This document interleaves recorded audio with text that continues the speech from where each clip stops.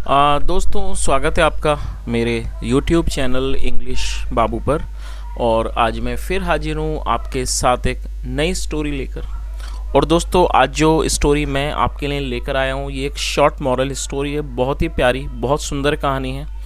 कहानी सुनकर आपको सच में अच्छा लगेगा और आपका जो दिल है उसे भी बहुत ज़्यादा खुशी होगी इस तरह की कहानी सुनकर। और उसके अलावा दोस्तों, आज का जो ये वीडियो है, इस वीडियो के अंदर आपको कई सारे नए इंग्लिश के वर्ड मीनिंग सीखने को मिलेंगे, उनकी करेक्ट प्रोनाउंसिएशन के बारे में पता चलेगा। और हमेशा की तरह जो इसका ग्रामर का पार्ट है उसे बिल्कुल डिटेल में कवर करेंगे, एक एक स्ट्रक्चर को ट्रांसलेट करेंगे।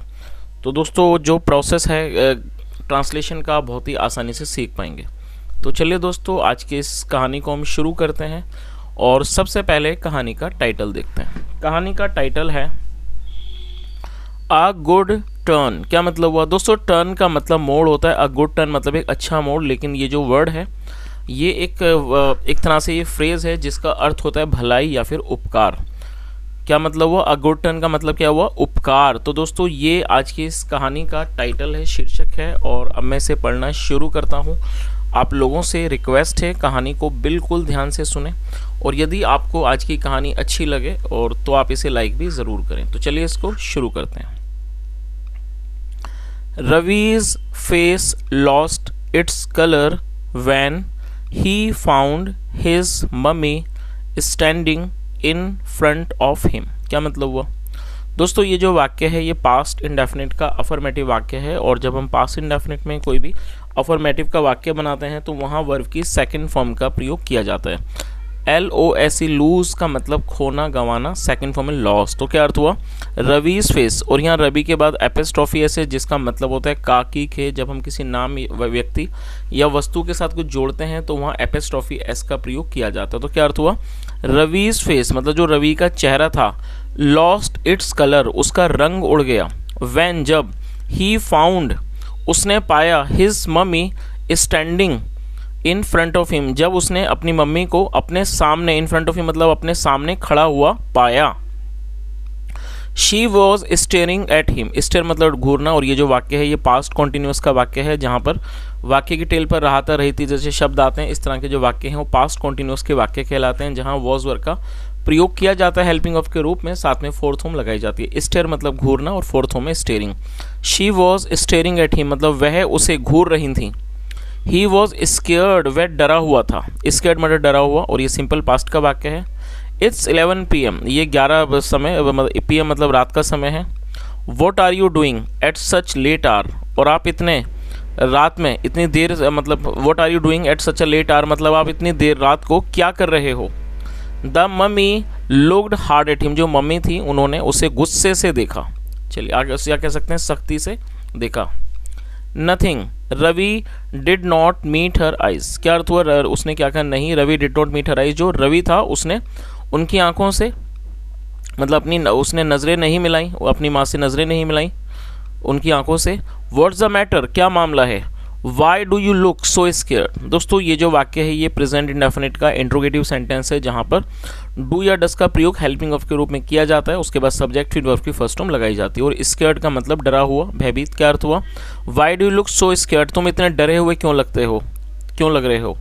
शी ड्रीव क्लोजर और ये भी पास्ट का अफर्मेटिव वाक्य है, second form drew. She drew closer to Ravi और वो रवि के और नज़दीक हो गई। Which made him very uneasy और जिस चीज़ ने उसे बहुत ज़्यादा अनईजी मतलब कि बहुत ज़्यादा उसको असहज कर दिया। अनईजी मतलब असहज। हिज फेस वॉज स्वेटिंग जो उसका चेहरा था, स्वेटिंग उस मतलब उससे पसीना बहने लगा, उसके चेहरे पर पसीना आने लगा। देन फिर मम्मी सो और ये सी की सेकंड फॉर्म, सी मतलब देखना, सेकंड फॉर्म सो। फिर मम्मी ने देखा द बैग थैले को देखा, दैट ले जो पड़ा हुआ था, बिफोर रवि रवि के सामने, ऑन द टेबल पर।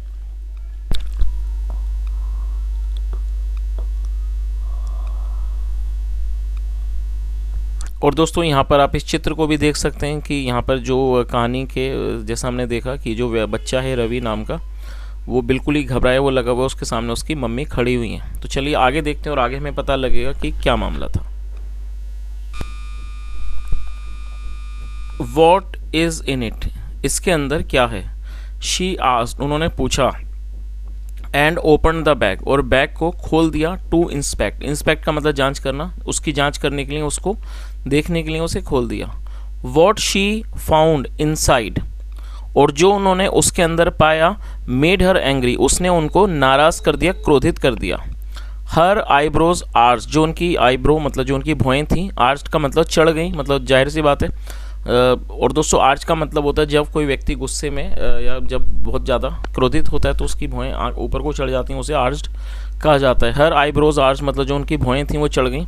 शी स्क्रीम्ड, स्क्रीम मतलब चीखना, second form scream, she screamed वो चिल्लाई, चीखी। बैड बॉय मतलब कि बुरा लड़का, हैव यू स्टार्टेड स्टीलिंग। दोस्तों ये जो वाक्य है ये प्रेजेंट परफेक्ट का वाक्य है, जहाँ पर हैज़ हैव का प्रयोग हेल्पिंग ऑफ के रूप में करते हैं, साथ में थर्ड फॉर्म लगाई जाती है। और यदि इंट्रोगेटिव हो तो उसमें हेल्पिंग वर्ब को आगे मेंशन किया जाता है, उसके बाद subject with third form. Steel मतलब चुराना, और ये फोर्थ फॉर्म है। तो उन्होंने क्या कहा, हैव यू स्टार्टेड स्टीलिंग, क्या आपने चोरी करनी शुरू कर दी है। आई डिड नॉट स्टील, मैंने नहीं चुराया, और ये पास्ट इंडेफिनिट का नेगेटिव वाक्य है, जहाँ सब्जेक्ट के बाद डिड नॉट, उसके बाद वर्ब की फर्स्ट फॉर्म लगाई जाती है। आगे देखिए,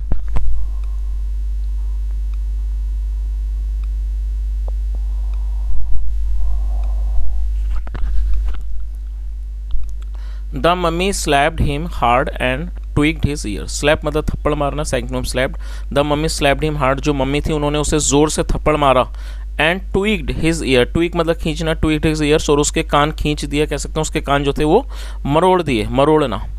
वेल वेल देन फिर, where did you get these bundles of money, और ये पास इंडेफिनिट का इंट्रोगेटिव वाक्य है, जहाँ डिड पे डिड का यूज हेल्पिंग ऑफ के रूप में किया जाता है। और गेट मतलब मिलना, प्राप्त होना, तो क्या अर्थ हुआ, where did you get these bundles of money your bag contents, फिर आपको ये जो नोटों के बंडल हैं वो कहाँ मिले, योर बैग कंटेंट्स जो आपके बैग में हैं। Do you have any answer, क्या आपके पास कोई जवाब है।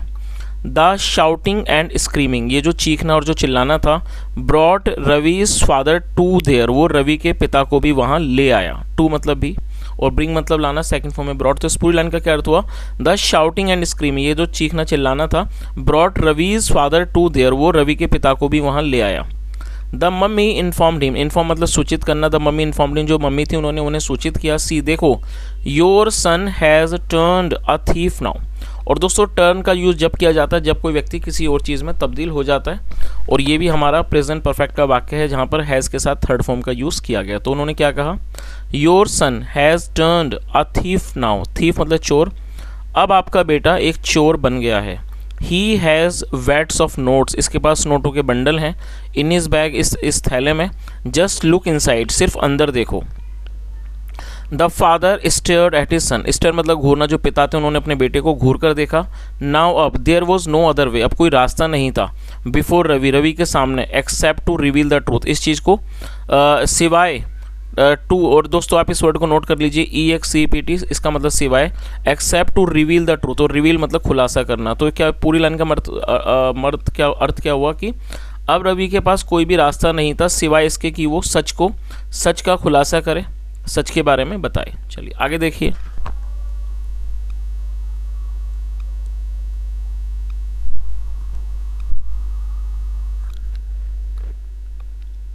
Ravi said in low voice, Ravi ने एक धीमी आवाज में कहा, लो मतलब धीमी, Ravi said in low voice, Ravi ने धीमी आवाज में कहा। There is a very poor student in our school, हमारे स्कूल में एक बहुत गरीब लड़का है। और दोस्तों ये जो वाक्य है ये सिंपल प्रेजेंट का वाक्य है, जहाँ पर इज एम आर का यूज़ किया जाता है हेल्पिंग ऑफ के रूप में, साथ में नाउन एडजेक्टिव को लेकर वाक्य बनाते हैं। और इस तरह के वाक्यों में कभी भी किसी भी वर्ब का प्रयोग नहीं किया जाता है, और इन्हें नो एक्शन सेंटेंस भी कहा जाता है। तो क्या अर्थ हुआ, there is a very poor student in our school, मतलब हमारे स्कूल में एक बहुत गरीब लड़का है, गरीब विद्यार्थी है। हिज नेम इज़ कमल, उसका नाम कमल है। हिज ग्रांड पा इज़ इन हॉस्पिटल, ग्रांड पा मतलब दादा, उसके दादा हॉस्पिटल में हैं, अस्पताल में हैं। He has cataract in his eyes, दोस्तों आप इस वर्ड को नोट कर लीजिए, CATARACT, कैटरैक्ट, इसका मतलब होता है मोतियाबिंद। He has cataract in his eyes मतलब कि उनकी आंखों में मोतियाबिंद है। द डॉक्टर सेड, जो डॉक्टर हैं उन्होंने कहा, दैट की अर्ली ऑपरेशन वॉज नीडेड, कि अर्ली ऑपरेशन मतलब कि पहले ही जो मतलब कि जो जल्दी ऑपरेशन है, वॉज नीडेड उसकी ज़रूरत है।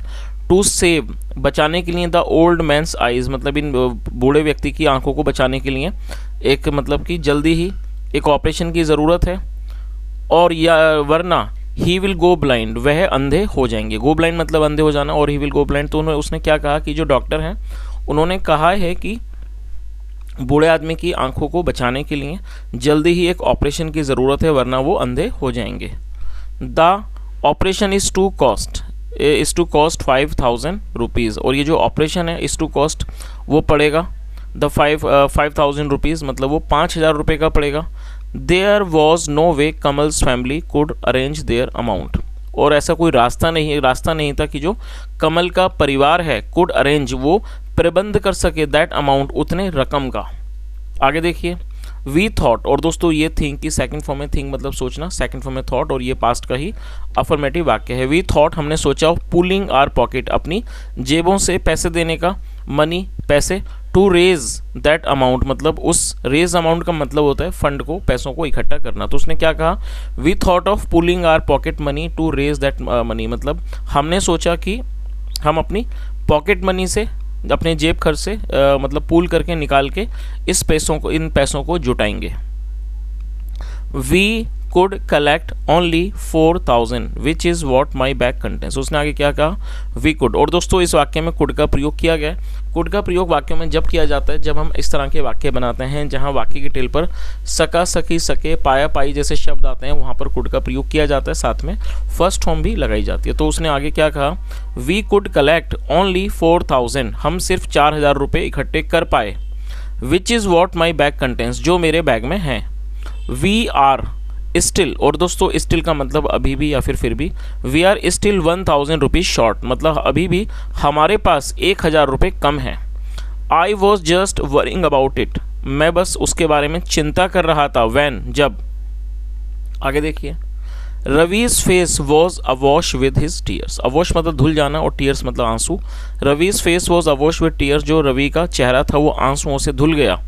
5 फिंगर इम्प्रेशंस, और जो 5 उंगली के जो इम्प्रेशंस थे, जो उनके निशान थे, वर राइजिंग, वो उभर रहे थे, out of his cheek, out of his cheek मतलब उसके गालों पर वो उभर रहे थे। Where he had been slapped, जहां उसको थप्पड़ मारा गया था। और दोस्तों यहाँ देखिए हैड बीन का यूज़ किया गया, साथ में थर्ड फॉर्म लगाई गई है। ये पास्ट परफेक्ट का पैसिव वॉइस का वाक्य है, तो आप इस स्ट्रक्चर को यदि चाहें तो नोट कर लीजिए। जब आप पास्ट परफेक्ट में कोई भी पैसिव वॉइस का वाक्य बनाना चाहते हैं तो वहाँ पर हैड बीन के साथ वर्ब की थर्ड फॉर्म का यूज़ करते हैं। तो आप इस स्ट्रक्चर को याद करके पास्ट परफेक्ट में कोई भी पैसिव का वाक्य बना सकते हैं। तो इस पूरी लाइन का क्या अर्थ निकला, 5 finger impressions were rising out of his cheek where he had been slapped, मतलब 5 उंगलियों के निशान उसके गाल पर उभर रहे थे जहां उसको थप्पड़ मारा गया था। चलिए आगे देखिए,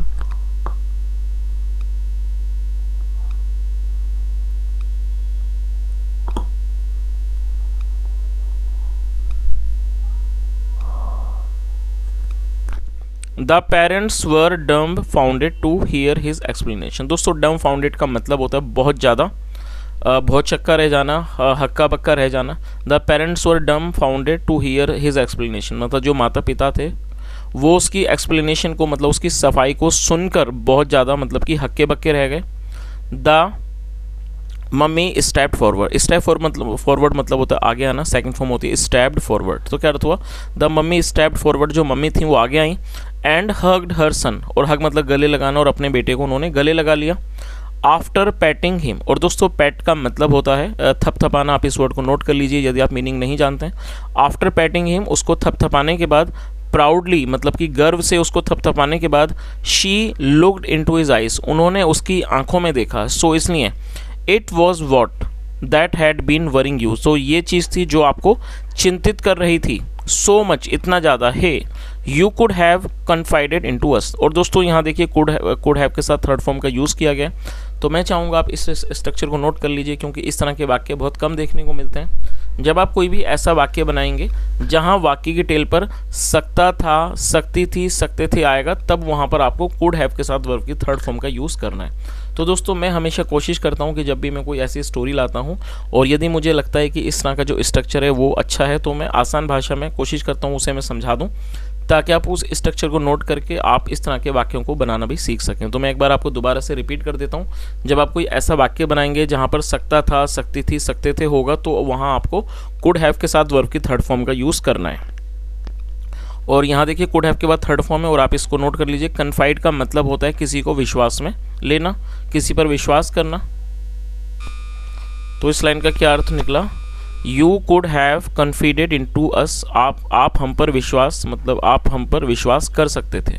तो जैसा मैंने आपको बताया, जब भी आप ऐसा वाक्य बनाएंगे जहाँ सकता था, सकती थी, सकते थे आएगा, तो आप कुड हैव के साथ थर्ड फॉर्म को वहाँ पर आपको यूज़ करना है। तो मैं चाहूँगा आप एक छोटी सी एक्सरसाइज भी कर लें। मैं आपको 2 वाक्य देता हूँ, तो आप उन्हें ट्रांसलेट करें और कॉमेंट सेक्शन में बताएं। कृपया करके आप उन्हें नोट कर लीजिए।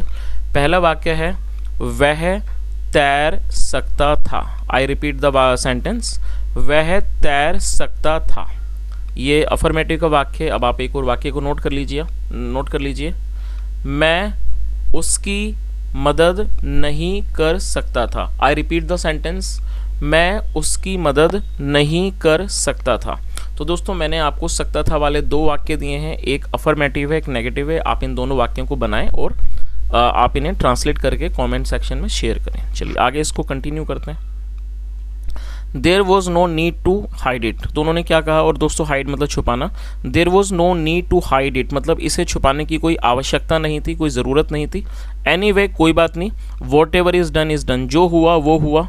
We admire the effort of you. और दोस्तों एडमायर मतलब प्रशंसा करना, सराहना करना। We admire the effort of you, हम आपके इस एफर्ट के प्रयास की सराहना करते हैं, उसकी प्रशंसा करते हैं। एंड योर फ्रेंड्स मतलब आपके दोस्तों की और आपके जो आपके और आपके दोस्तों का जो ये एफर्ट है, प्रयास है, उसकी हम सराहना करते हैं, प्रशंसा करते हैं। Your Kamal's grandpa shall get his sight back. और जो आपके कमल के जो दादा हैं, shall get his sight back, उन्हें अपनी जो साइट है, साइट मतलब जो उनकी जो दृष्टि है वो उन्हें वापस मिलेगी। The mummy went to her room, जो मम्मी थी वो अपने कमरे में गई। And came back in a short time, और जल्दी ही वो वापस आ गई। और दोस्तों यहाँ भी कम के बाद सेकंड फॉर्म में केम, तो आप देख लीजिए पूरा जो वाक्य है ये पास्ट इंडेफिनिट में ही बनाया गया है, जहाँ दोनों बार सेकंड फॉर्म का यूज़ हुआ है। गो का मतलब जाना, सेकंड फॉर्म वेंट, और ये कम की सेकंड फॉर्म केम। तो पूरी लाइन का क्या अर्थ निकला, the mummy went to her room मतलब मम्मी अपने कमरे में गई। And came back in a short time, और जल्दी ही वो वापस आ गई।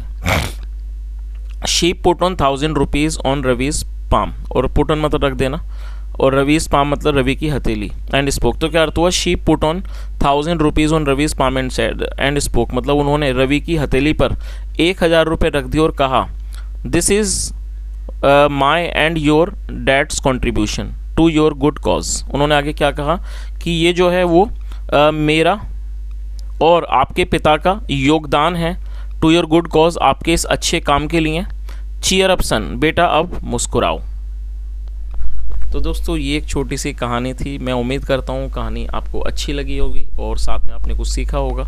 और यदि कहानी के मोरल के बारे में सोचा जाए या फिर कहानी के मोरल के बारे में बात की जाए, तो जो कहानी है वो हमें यही सिखाती है, एक छोटी सी बात लेकिन बहुत ही बड़ा मैसेज देती है कि हमें अब दूसरों के लिए भी कुछ ना कुछ जीवन में करना चाहिए।